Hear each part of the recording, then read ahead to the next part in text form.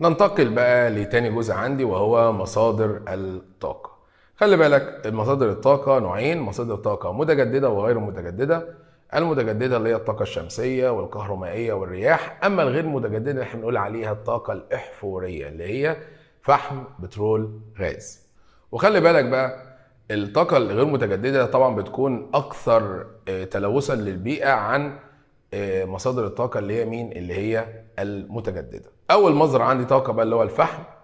قال لك الفحم ده لغاية بداية القرن الماضي اللي هو القرن العشرين كان هو المصدر الرئيسي للطاقة في العالم. كانت الناس بتستخدم الفحم ده بنسبة حوالي ثلثي الطاقة، يعني حوالي 67% من مصادر الطاقة في الوقت ده كان الفحم. قال لك بقى النسبة دي بدأت تتراجع لغاية لما وصلت ربع مصادر الطاقة. الكلام ده طبعا في سنة 2023.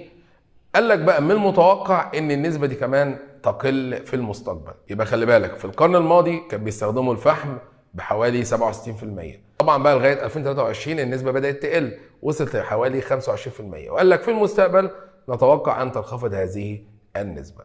طب آسيا بتنتج في الفحم قد ايه؟ قال لك ان آسيا انتاجها في الفحم حوالي 75%. واهم دولة هناك هي دولة الصين، والصين لوحدها بتنتج نص الانتاج. طب اوروبا بتنتج في الفحم 6%، واهم دولة برضو هناك روسيا. طب اسيا ليه بتنتج الفحم اكتر من اوروبا؟